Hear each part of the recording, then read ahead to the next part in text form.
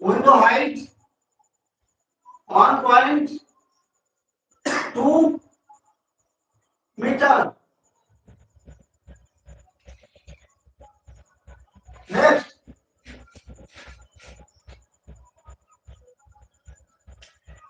how to follow on bag cement. এক bag cement কত এনকিউ আমরা কিভাবে বের করব? আমরা সকলে জানি 1 ব্যাগ সিমেন্ট ওয়েট 50 কেজি।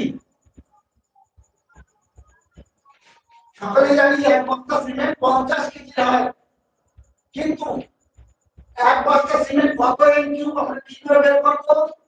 এর জন্য ফর্মুলা শিখে রাখুন। সিমেন্টের ডেনসিটি 1440। দেখুন,